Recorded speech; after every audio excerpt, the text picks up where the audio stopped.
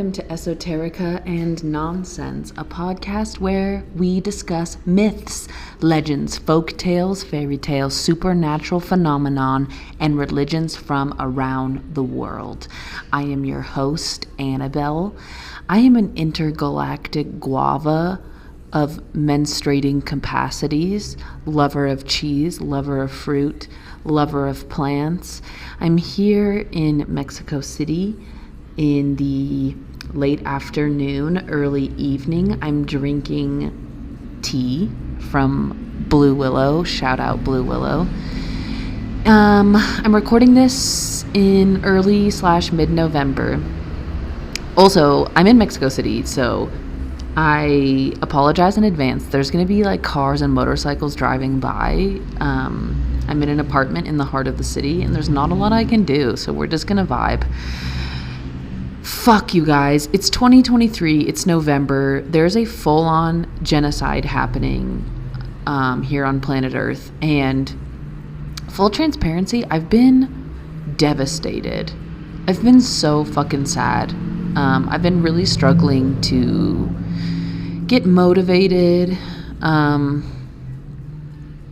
was struggling with some feelings that there was like no point, that we're just doomed as the human race, and I don't actually think that's true, but I do think that the societies that we have built for ourselves are not conducive with nature, and it's heartbreaking, to say the least, to watch as human beings and children and babies are being slaughtered. I dream of a world without borders, and I dream of a world where humanity sees itself as an extended family, and our differences could be celebrated, and our safety and health would be considered the highest priority. Safety, health, and well-being. I'm really sad.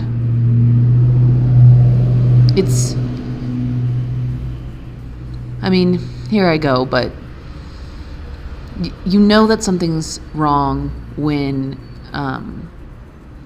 babies are in the middle of a crossfire and people aren't taking the time to realize that these babies are innocent. I don't care who did what. A baby is a baby, and all babies are sacred. So anyway, I'm just sending out so much love to every human being on earth, because love is the only way through this. We have to choose love, you guys. And the best place to start is to start loving yourself. It sounds so silly, but it's so true, because you're in charge of you, and starting to love yourself is the gateway into forgiving others, and ideally, creating and building a world where we have the safety to heal from the immense traumas that we have all experienced here on planet Earth. And obviously some more than others, but this is not a joke. Humanity is very sick, and it doesn't have to be that way. So yeah, there's my 2 cents. I've been actually prepping to do this episode for weeks, over a month, and I've just not really been myself, and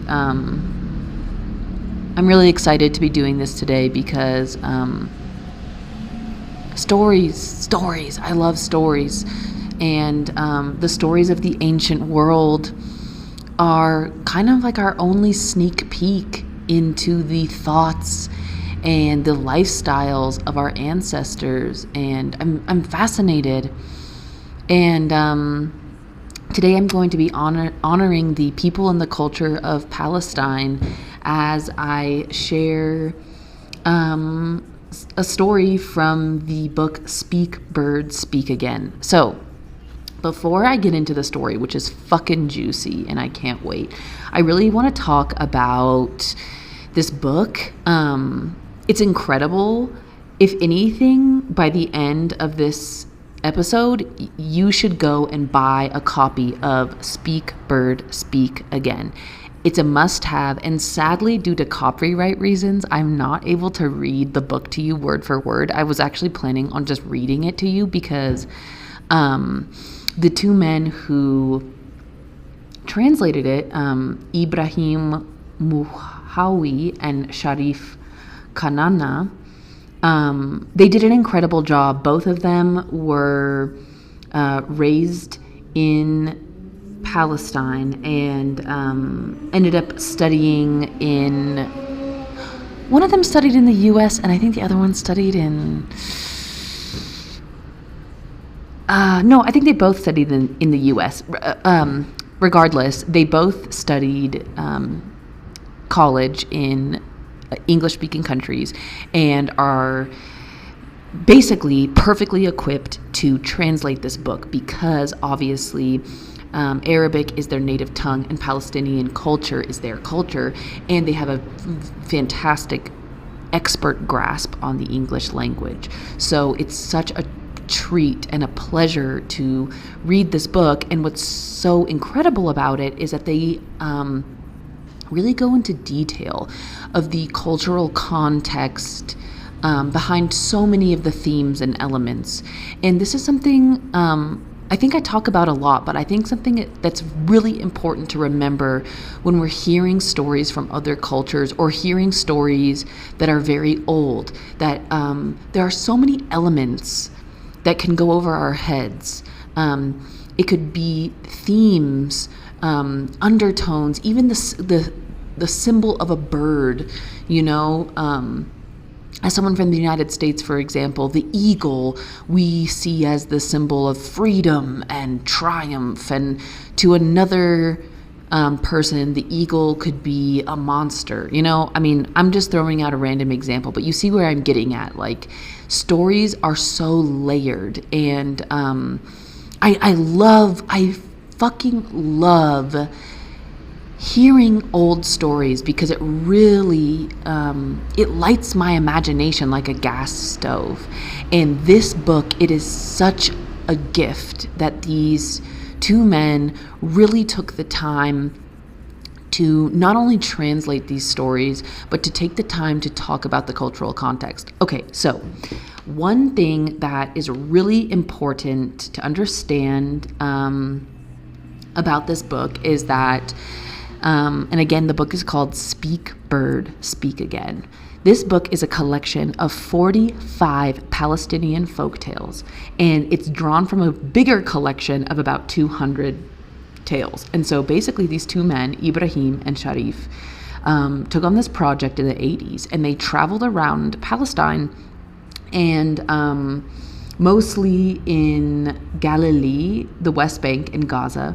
And they interviewed mostly women. And the reason is because there are actually two kinds of tales, if you will. And so there are like folk tales known as hikai, and tall tales, quote unquote, known as the kisa.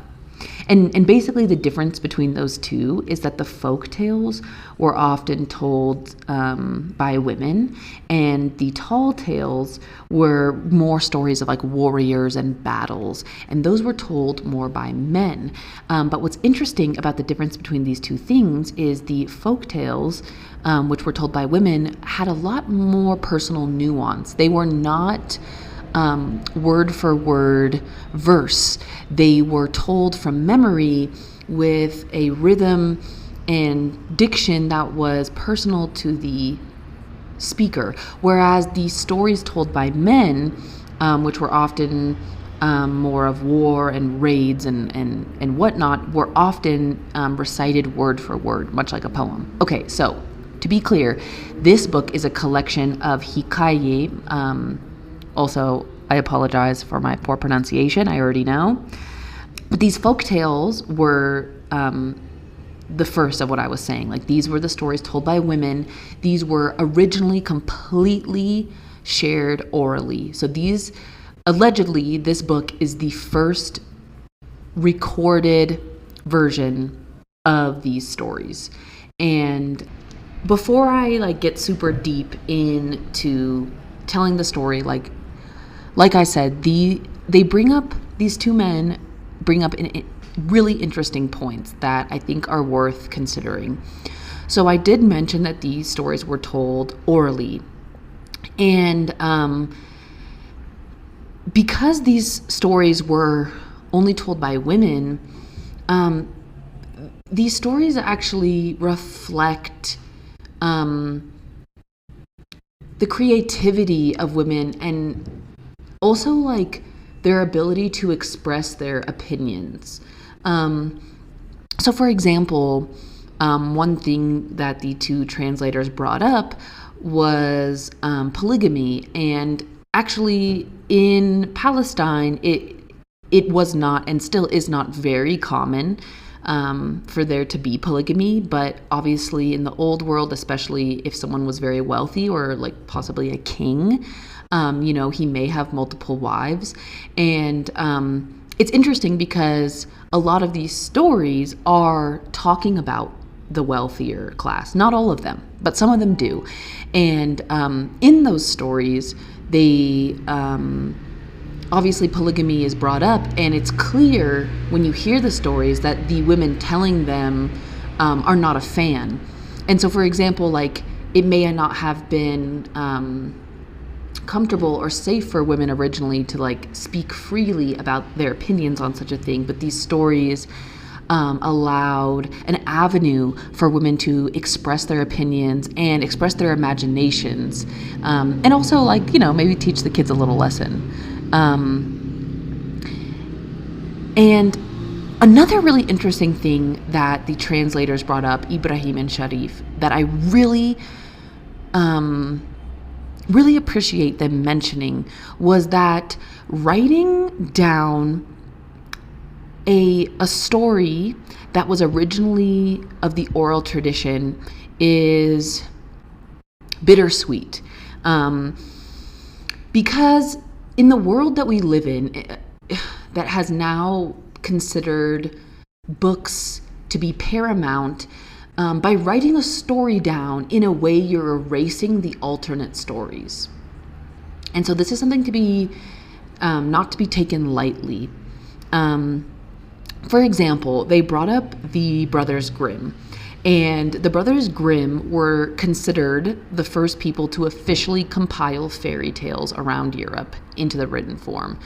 But this is actually kind of problematic because the Brothers Grimm traveled around Europe and wrote these stories down. These were not explicitly stories that they grew up hearing. And so as they recorded these stories, they completely lacked the cultural nuance.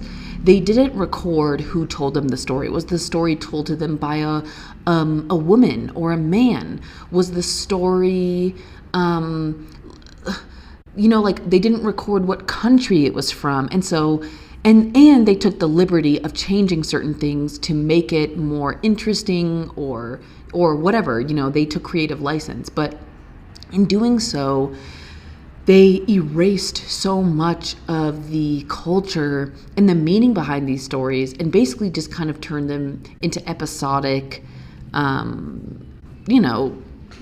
little stories. Like, a great example are, Disney movies. I think all of us are pretty familiar with Cinderella.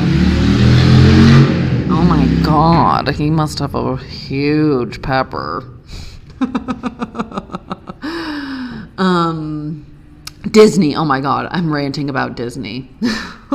No, but seriously, like, I grew up being exposed to Cinderella, Snow White, Aladdin, blah, blah, blah, and these stories are so bastardized. But even going back to the Brothers Grimm versions, or obviously in Aladdin's case, looking back at 1001 Nights, even those can be bastardized. Like the original 1001 Nights, which was translated into French, was completely nothing like the original stories. The man who translated them took so much creative license to appeal to the French audiences. The Brothers Grimm did the same.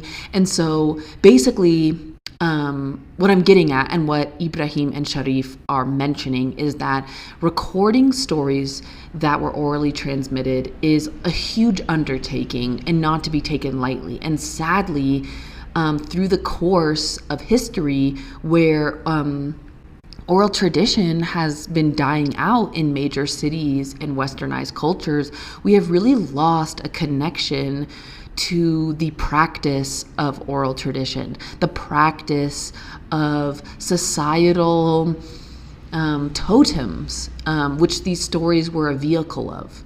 And it kind of gives, it gives me chills thinking about it, because as someone who was raised in the United States, who is white, I am white, my parents are white, and their ancestors who emigrated to the U.S. from Europe completely left behind their culture to assimilate to the United States. And I think that's very common for people who emigrated by choice. And then obviously there were people who were brought to the U.S. without a choice, and they were forced to leave behind their culture.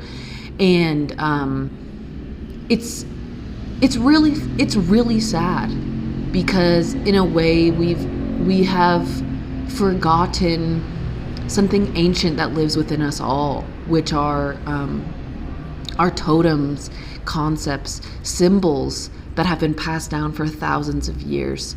And, I think that's why even to this day, people obsess over Disney movies. I can't relate, but I do see people obsess over Disney movies. And in my opinion, I think it actually sparks an ancient memory within them. I think it sparks some faint dream where these stories and symbols mean something so much more, or if anything, remind them of a time where a mom or a grandma was talking to them around a fire. And I think that is an ancient memory that lives within us all, a time where mothers and grandmothers and great-grandmothers would talk to us at night. And it's something that we have forgotten. So just let that sink in for a second. Okay, so like I had mentioned earlier, the translators, Ibrahim and Sharif, mentioned that in Palestine there are two very different types of stories, folktales told by women and these quote-unquote tall tales told by men. And so in this book, Speak, Birds Speak Again, only two of the stories they have recorded were told by men. And they actually mentioned that these men were actually hard to get the stories out of, because traditionally they are not supposed to tell these folk tales. They traditionally would tell these tall tales. And an interesting thing that they mentioned between these two stories was that the stories told by men, these tall tales, or the quisa, like I mentioned, were recited verse for verse, like poetry, and were often told with a lot of body language and drama. So maybe a man would jump out of his chair, or really get involved to really embellish the drama of the story. Whereas the folk tales, or the hikaye told by women, were often really focused on the verbiage and the cadence of their voice. And they talked about sentence structures and like a rhythm to these stories that were not common to everyday speech, that the progression and like the style that these stories are told in are very specific to folktales. So basically there's like a very specific cadence to these stories that you find only when someone is telling a folktale. Okay, so this is just like a fun little listicle, which I thought was really interesting. So these are like different classifications of folk tales. So there's matal, which are tales illustrating proverbs. There's the nafe nadre, which are tales describing rare events. Salfe, tales recreating a past occurrence. Hikayet hayawan, animal fables. Hikayet jan, fables of jinn, my favorite. Hikayet willi, legends of giants. Ustura, myths. Mugamara, which are memorits. I had to look this up. A memorit is a memory relating to a personal experience, especially as a precursor to a legend. I love that. Isn't that a great word? A memorit. We love that. So yeah, I mean, basically, the last thing I really wanted to hammer home, because I think I've been on a pretty long tangent about it already, but I really just want to reiterate how crucial it is to remember that while doing any kind of research on an ancient culture, that without cultural context, we really know nothing. And colonialism as an institution has desecrated and erased countless cultures. I really want that to sink in. And, this is an age-old problem. This is a story as old as civilization as we know it. Colonization has been happening for as long as history recognizes human civilization. I would argue that human civilization is much older, but that could be an episode. That could be a different episode when I go onto that tangent. But colonization it's kind of like a virus, and it's when you take over a land to control a body of people and have them change their language and burn their temples and change their religion, you erase a culture. It's just making me extra emotional today because, I've heard countless stories growing up of these things happening, and it's just so scary to watch it happen in real time. It's so scary. I just want to be clear that I think that every human culture deserves to be celebrated, and I'm just not for violence. Without further ado, I'm going to read this little quote from the book, and then we're going to get going. Okay, so this quote is from the foreword of the book. So here we go. This collection is important for yet another political reason. These tales belong to a people, the Palestinian Arabs. Whatever one's view is of the establishment of the State of Israel in 1948, it cannot be denied that the event caused considerable dislocation and fragmentation of the Palestinian Arab people. It is somewhat analogous to the colonial powers in earlier times claiming territory which was already occupied. It is perhaps a tragic irony of history that the Jews, who themselves have been forced by bigotry and prejudice to wander from country to country, seeking even temporary sanctuary, have, through the formation of a, quote, homeland, caused another people to become homeless. Although this complex issue has engendered great emotion on all sides, one fact is beyond dispute. There was once an area of the world called Palestine, where the Arab inhabitants had, and have, a distinctive culture all their own. It is that culture that is preserved so beautifully in the magical stories contained in this volume.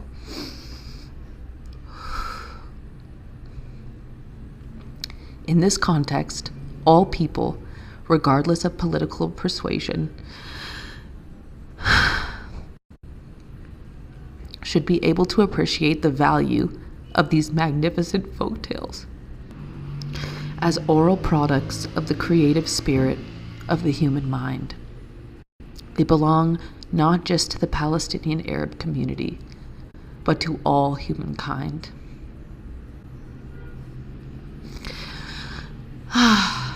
And I could not have said it any better. I am in awe of the beautiful, succinct way that they summed that up. And to be clear, I wish I could read this story word for word, but it is copyrighted. So I will not. I will be summarizing this story, and I just want to be super clear that because I am telling this story from my own voice, this is by no means a traditional telling. So please take the time to buy this book for yourself. Speak, Bird, Speak Again. For now, this will be a fun preview for you. So I will be telling a story called The Golden Pail. Am I right? Is it called The Golden Pail? Yes, The Golden Pail. And so the story begins with a king. So before I start, none of the characters have names, which can get confusing, but we're going to make it happen, okay? So here we go.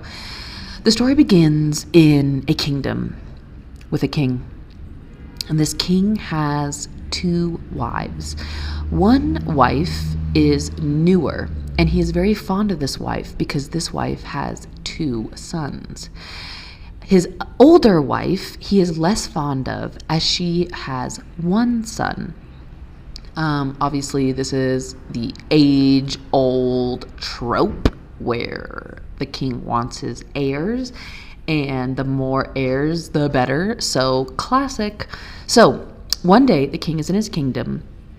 One of his, quote, favorite sons, comes up to him, and he says, "Father, I want to inherit the throne from you, and I wish to inherit the throne while you're still alive." And the king, his father, says, "Son, for you to inherit my throne, you must live through the same hardships I have.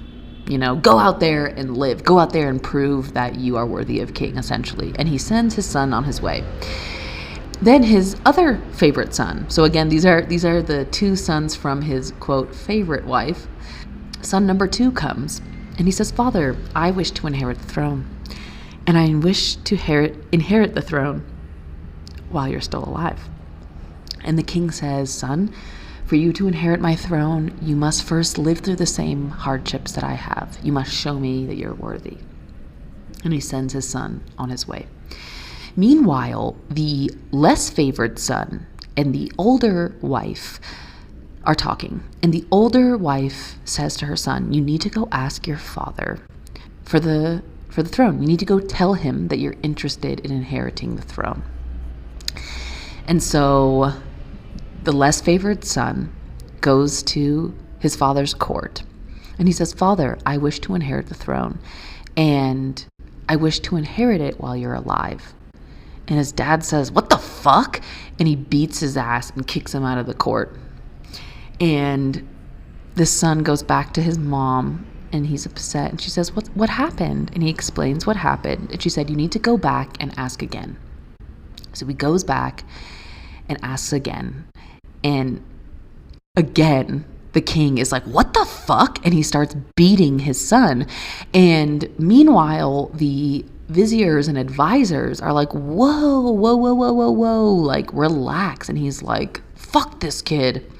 And one of his advisors says, "Why don't you just give him the same answer that you gave your first sons? Just tell him that he needs to, like, experience some shit." And the king is like, yeah, whatever. So he's like, "For you to be king, son, you're going to have to live through the same hardships as me." And he just dismisses him from the court. So, understandably, our young protagonist is not super happy. Oh, his name is Hassan. Oh, that's great. He has a name. I forgot. So, our main character, the least favorite son, is named Hassan. So, Hassan goes back and tells his mom what happened. And she's like, "Bet, I got you. She says, I'm going to prepare you for a journey. So she gets provisions for him. She gets food and water. The next day, she takes him out of the town, out into the outskirts. She takes him to a slab of stone, and she stands on it, and she calls out, "O Balan!" And a horse arrives. It's a jinn horse. His mom summons a motherfucking jinn horse. That's what I'm talking about. Already, I'm hooked, you guys. This is it. This is what I live for. Let's talk about moms summoning jinn, okay? And we are. You're welcome. Okay, so she tells her son to mount, and she says, "Balan," again. And she says, "Take care of your rider, farewell." And off they go. Hassan and the horse gallop west, and they travel, as the story says, for a day, 2, 3, 4, 10, a month. Only Allah knows how long. So here they are, galloping into the sunset. Galloping west, how romantic. Always gallop towards the sunset. That's my 2 cents. Lo and behold, they arrive to the seashore. And on the seashore, Hassan sees an incredible feather. It's glowing, it's luminous, it's sparkling. It's unlike anything he has seen before. So he wants to get off the horse to pick up the feather. The horse says, "By Allah, you are going to be sorry if you take it, and sorry if you don't." Mysterious. And so Hassan says, okay, well, if I'm going to be sorry either way, I'm going to fucking pick up this feather. It's sick as fuck. So he gets off the horse, he picks up the feather, he throws it in his pocket, he gets back on the horse, and they travel back to this town. So now here we are. We're far from home. We're in a different kingdom. Hassan is a stranger in this town, and they go to the local khan. The khan is basically a caravanserai. A caravanserai is an inn, if you will, a place for you to park your caravan, keep your horse for the night, a place for traveling lodgers. And so Hassan gets himself a room, he puts the horse up, and he finds out that particular night in this kingdom, the king had ordered a lights out policy. So basically he asked that no one lit a lamp or candle. And really he did this to see who was being obedient. That tricky bastard. Are you serious? But whatever. Okay. So Hassan hears of this. He makes sure not to light a lamp. However, late into the night, he remembers his feather, and he takes it out of his pocket and he puts it on the wall. And this feather is so sparkly, it is so luminous that it lights up his entire room. But little does he know that the king is actually undercover right now. He's on an undercover mission with his vizier. A vizier is like the king's advisor, in case we don't know. Okay, so the king and his vizier are undercover in town. They walk by the khan and they see under a doorway light coming out. So the king looks over at his vizier and he's like, "Mark that fucking door, because in the morning we're gonna send for this dude and he's gonna be in big fucking trouble." So the vizier marks the door, and in the morning they call for Hassan. So Hassan arrives in the king's court of this foreign kingdom. And the king says, "You had lights on last night. You had lamps lit. Did you not realize that there was a lights out policy last night?" And Hassan said, "Yeah, I actually did know there was a lights out policy." And the king was like, "Well, bet you're fucking dead then, dude. Like, what the fuck are you thinking?" And Hassan was like, No, hear me out. I actually didn't have a lamp lit in my room.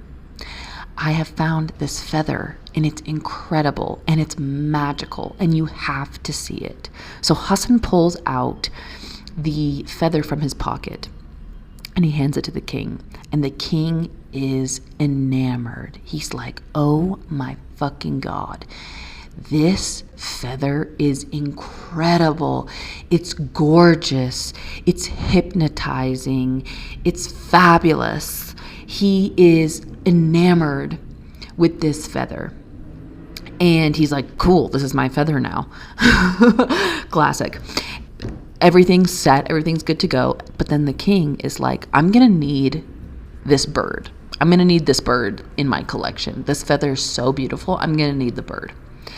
And the vizier, who was feeling a little bit disappointed that the king didn't reprimand Hassan, the vizier recommends, he says, "Oh, king, who should bring you the bird but the man who brought you the feather?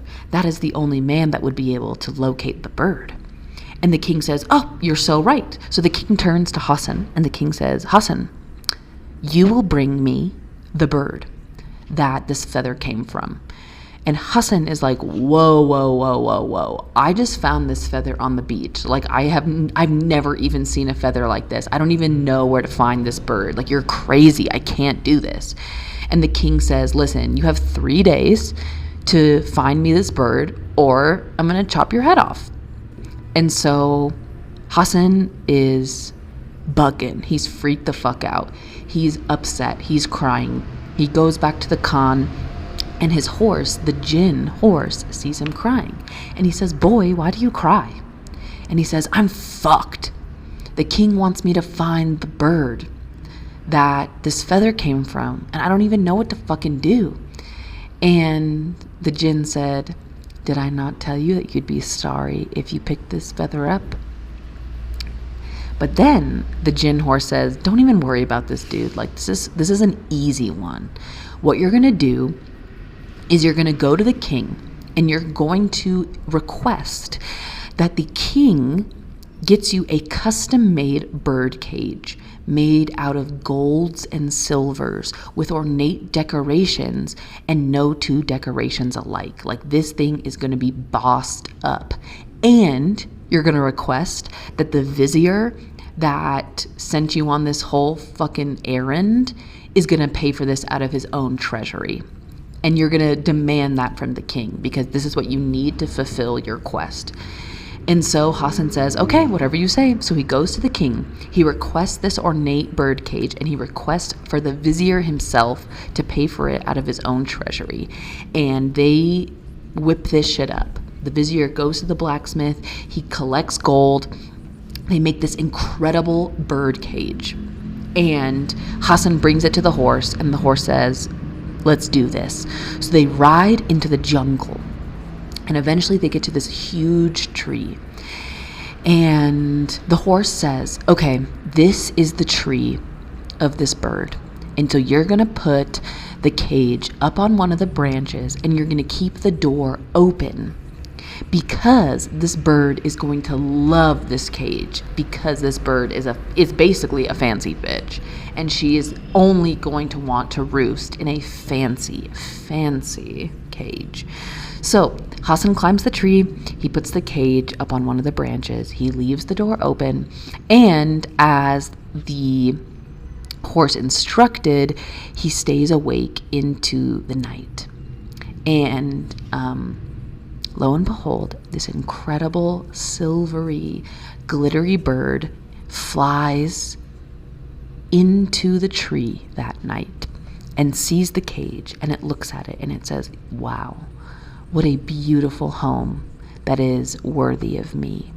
And the bird calmly gets itself into the cage, and Hassan climbs the tree, closes the cage door, and rides back to the king. And so the next morning, he presents the king with the bird. The king is overjoyed. The king is like, "Fuck yes, this is sick." And so Hassan is relieved. He is turning to leave, and the king says, "I'm going to need to meet the owner of this bird. You're going to need to bring me the owner of this bird." And Hassan is like, "What are you talking about? Like, I don't know who owns this bird. I don't even know. I think this bird's wild. Like, you're tripping." And the king is like, "Nah, I'm going to need to see it. And the vizier says, who could bring you the owner, but only the man who brought you the bird? And the king is like, yeah, you're right. Hassan's going to have to do it. And Hassan's like, what the fuck is this vizier's problem? This vizier is such a dick. And so again, the king says, you have 3 days or else I'm going to cut your head off. So Hassan is freaking out and he's super sad, and he goes back to the Khan and he's crying. And the jinn horse says, Hassan, why do you cry?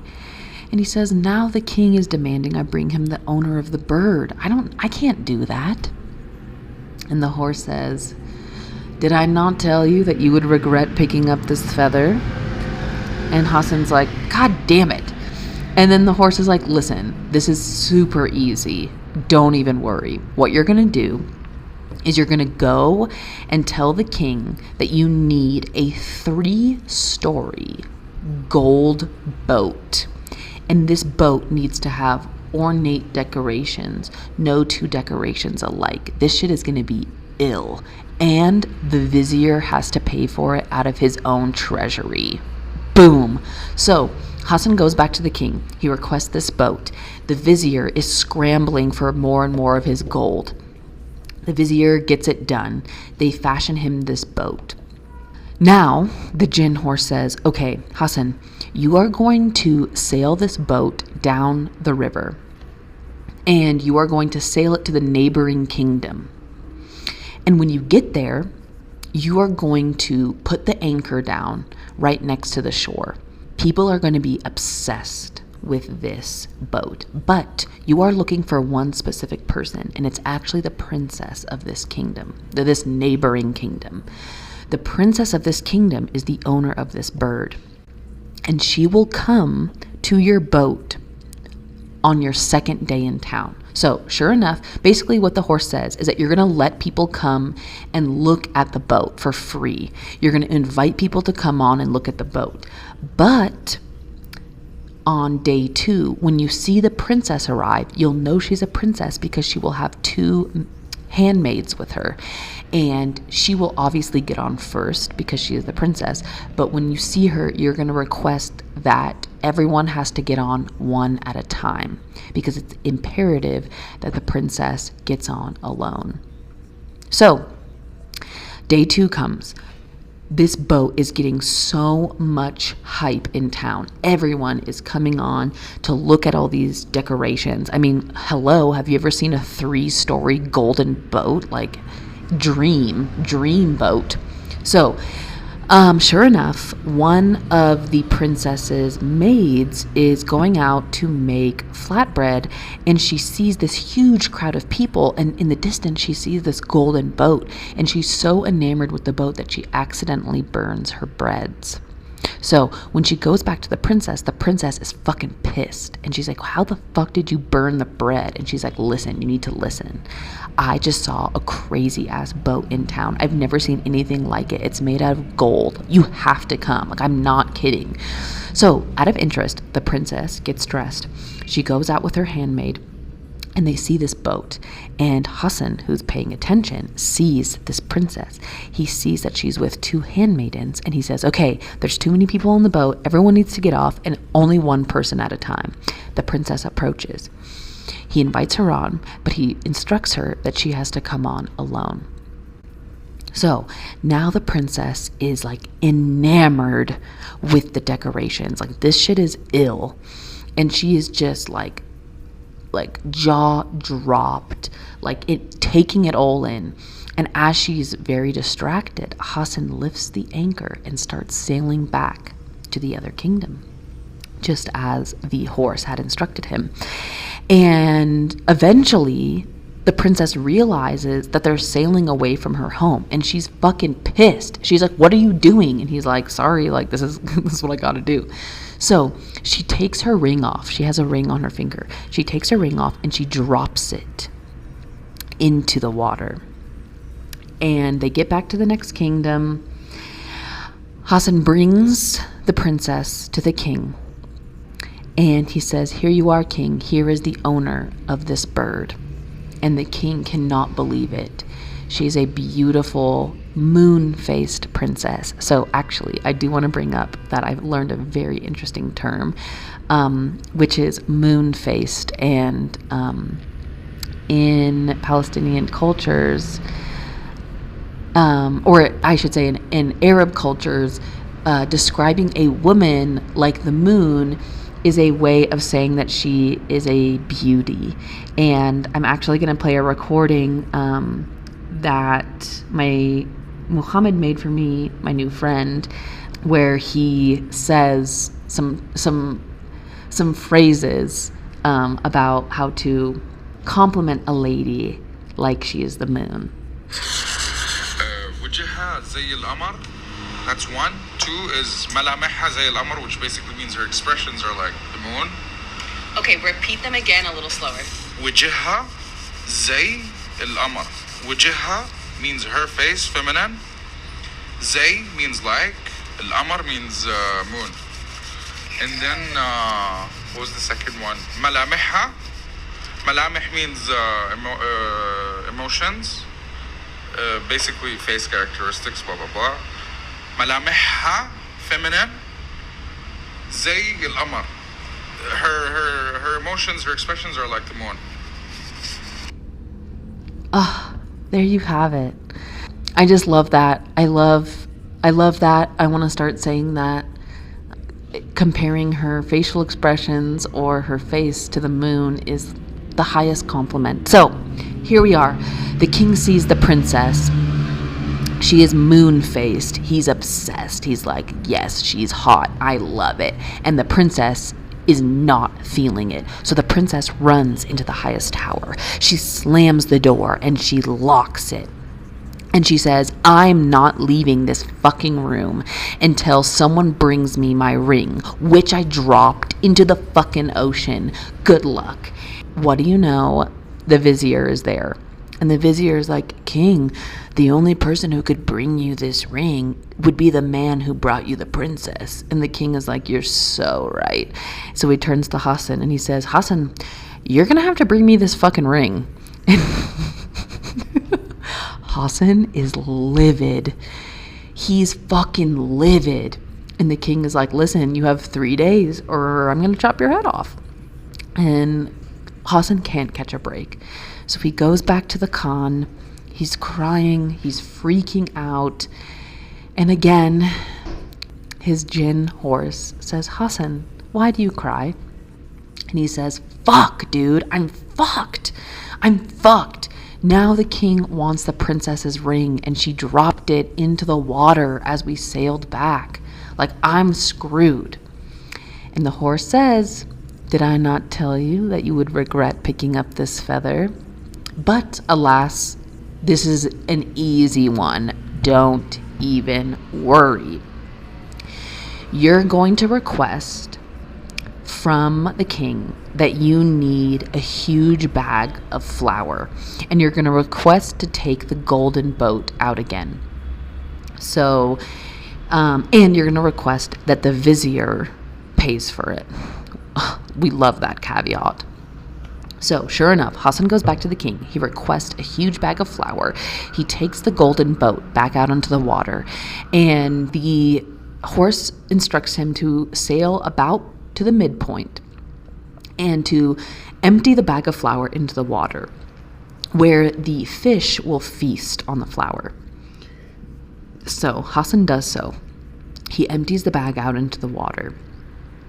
And sure enough, after a couple minutes, the king of fishes himself comes and plops his little head out of the water. And he said, who was kind enough to give such a great offering to the fishes? And Hassan says, hi, it was me. And the king of fishes says, what can I do to repay you? Name it and I'll do it. And Hassan says, actually, I have something I'm looking for. I'm looking for a ring. It's somewhere in the waters here. And the king says, say less. So in a couple of minutes, the king finds a different fish that is actually holding the ring in its mouth. The king retrieves it and brings it to Hassan, thanks him, and Hassan sails back to the kingdom. And he finds the king and shows him the ring, and they climb their way to the tower where the princess has locked herself. And the king says, "Oh, dear princess, I have your ring." The princess opens the door and to her horror sees this ring. And she's very unhappy because obviously she has been brought here against her will. She is not feeling it. She is not vibing. And this is not consensual. Classic. So she snatches her ring and slams the door again. And she says, "I'm not coming out of here until one of you brings me my personal royal horse." So we already know where this is going.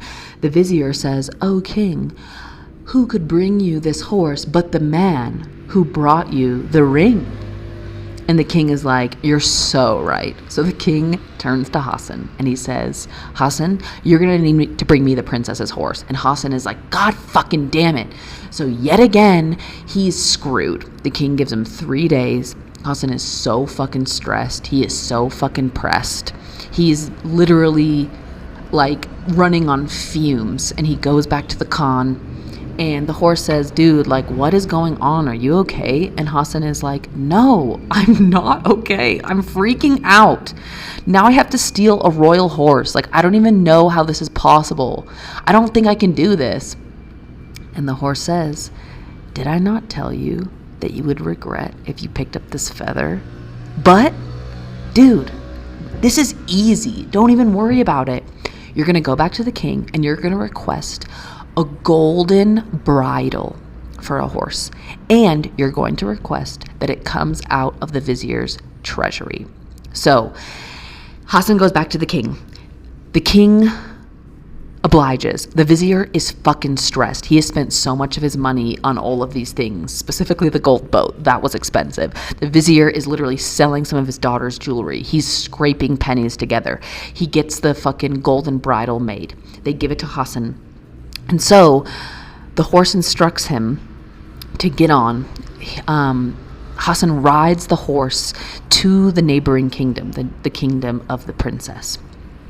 And at this, when they get to the kingdom, the horse says, "Okay, you're going to get off me and you are going to wander into the woods and you're going to see the royal, where do horses? The stable. That's where horses live. You're going to see the royal stable at the edge of the woods. And what you're going to do is you're going to walk out in front of the stable and hold the golden bridle. And it's going to be so beautiful. It's going to be so gorgeous that the princess's horse is going to love it and choose to enter into it. It's going to walk itself into the golden bridle. And then you will ride it back to the Khan and I will meet you there." So Hassan says, "Bet." Sure enough, he walks through the jungle. He finds the royal stable. He holds out the golden bridle and the princess's horse walks right into it and he rides the horse back to the following kingdom. The next morning, he brings the princess's horse to the palace. The king obviously is elated and they walk up into the tower where the princess has locked herself. And the king says, "Oh, princess, I have your horse." And the princess does not believe it. She opens the door and sure enough, her horse is right there. And in that moment, she snags the king's sword. And with 4 slices, she slices her horse into 4 pieces. And she slams the door again. And she says, "I'm not coming out until someone brings my horse back to life." So you already know our boy Hassan is fucking stressed.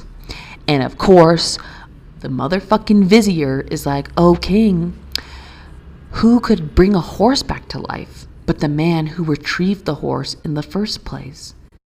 And the king says, "You're so right." And so sure enough, the king turns to Hassan and he says, "Hassan, you have 3 days. Literally, you know the fucking drill." So now Hassan really starts crying because he knows that he's fucked. Like, bringing a dead horse back to life that's been sliced into 4 pieces, like, it's over. The story is over for our dear friend. Hassan goes back to the Khan. He's sobbing. He's on his knees. And the horse says, Hassan, why do you cry? And he says, I'm really fucked this time. The horse has been sliced into 4 pieces. And the king has asked me to bring the horse back to life. And the horse says, dude, did I not tell you that you would regret picking up this feather? But I also said that you would regret if you didn't. So hear me out. This is going to be easy. You're going to go back to the king and you're going to request an incredible, ornate, gorgeous, golden pail, a golden bucket. We love the word bucket. And you're going to request that the vizier himself pays for it out of his treasury. So Hassan goes back. He gives the king his request. The vizier's stressed. He is literally selling jewelry off of his wife's neck to pay for this golden pail, but they get it made.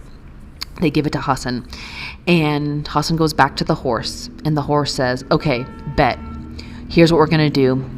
You're going to put this pail around my neck, and I'm going to take you super deep. I'm going to take you like super far away, and we are going to go to the ocean of life. But this is where you must listen very carefully, Hassan. I'm going to dip the bucket into the ocean of life. But the waters of the ocean of life are so powerful, they are so potent, that you are going to have to slap me. You're going to have to keep me awake and alert, because if you don't, I will get so drunk off of this water that I will fall into the ocean and we will both end. So Hassan says, okay, I got it. So they literally ride for what seems like forever. And eventually they make it to the ocean of life. And the horse, Jinn, dips its head into the water, filling the pail. And it starts getting, the horse starts getting a little loopy. It starts kind of like leaning. And Hassan isn't paying fucking attention. So as the horse starts leaning, a splash of water out of the pail splashes it in the face. And so the horse kind of sobers up and he's like, Hassan, what the fuck are you doing? Like, you almost blew this for the both of us. This is not the fucking time. And Hassan's like, my bad. I mean, I just want to say really quickly, this horse, this Jinn horse, is really pulling through right now. Unspoken hero. Anyway, so they ride back to the kingdom. And, crucial. The horse instructs Hassan to save half of the pail in a bottle for later. So Hassan puts half of the water in bottles. He leaves it in his room at the Khan. And the horse says, okay, so you're going to take the golden pail with the water in it. You're going to go to the horse.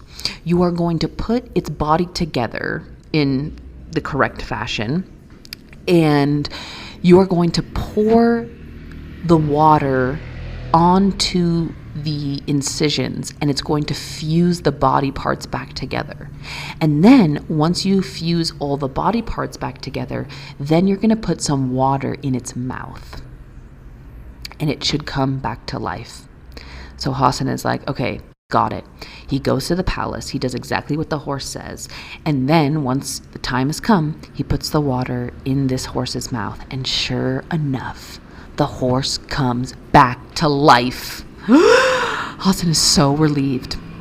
He calls the king. The king cannot believe it. He's like, you're for real. And sure enough, the king says, dear princess, we have revived your horse. Come and look. And sure enough, the princess comes out of her room and she cannot believe it. So the princess says, fuck this. Like, whoever brought me here, whoever brought this horse back to life, like, fuck this guy. Whoever did this, I'm not coming out of this room until you kill this kid. Whoever is responsible for all this, you have to burn them alive, or else I'm not coming out of the room. Oh no.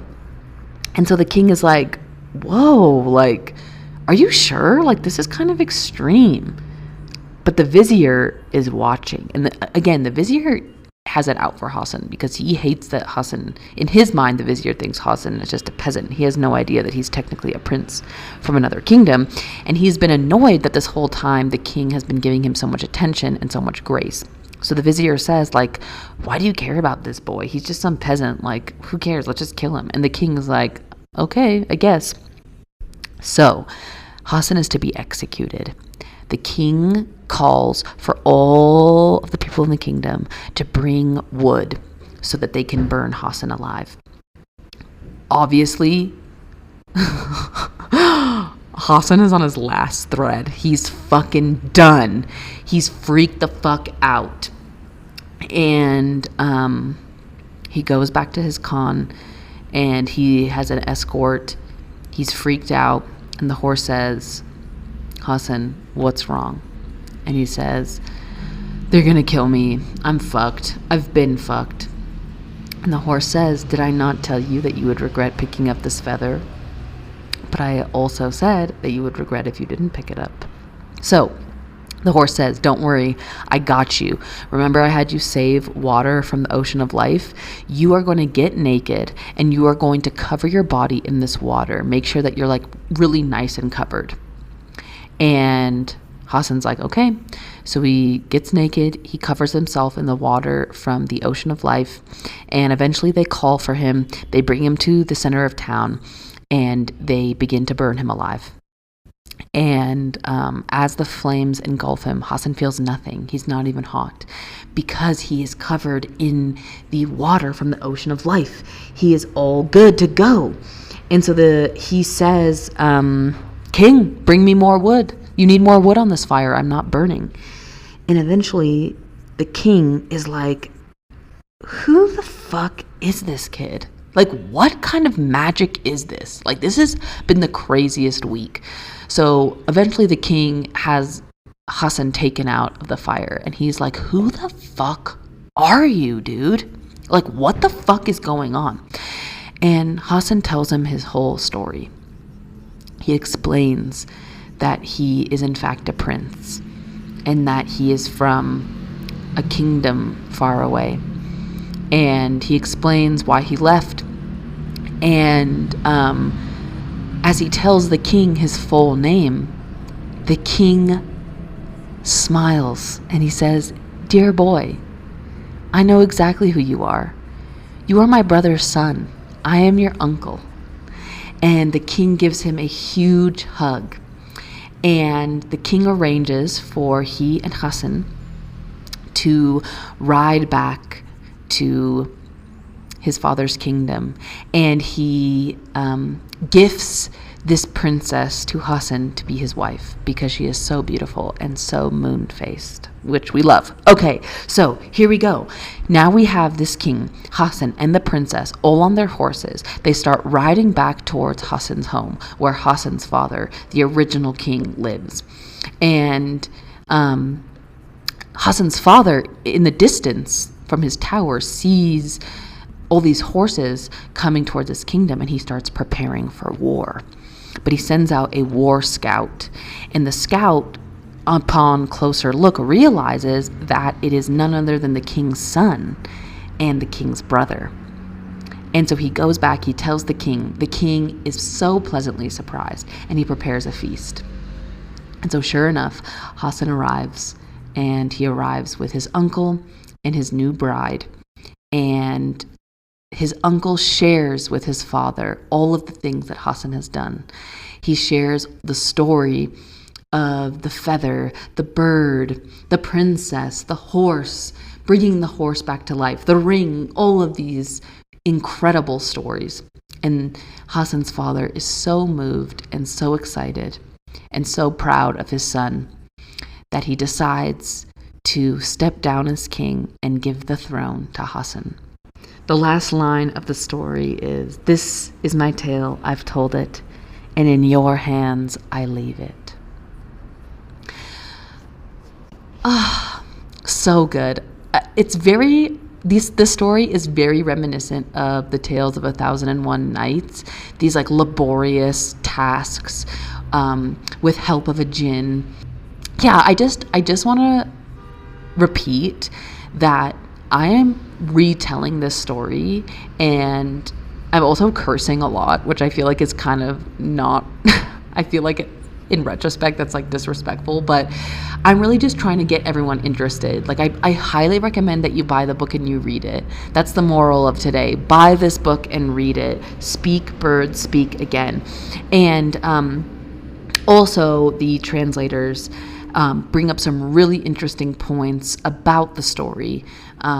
One being that because this story is told by women, a really big aspect of this story is really like a woman's relationship to her son, because the son is the heir of his father's fortunes, and in a situation with two wives, the place of a wife would depend on if her son was the heir.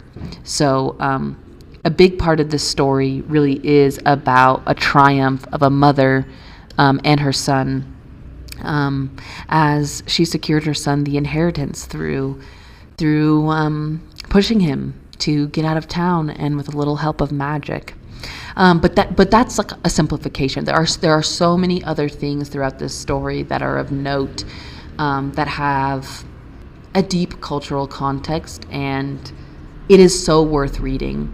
I intend on doing more episodes about different stories, but I highly recommend that you get the book for yourself. It is fascinating. It is so interesting. It is so fucking cool. And let us not forget to keep the stories of the ancient world alive.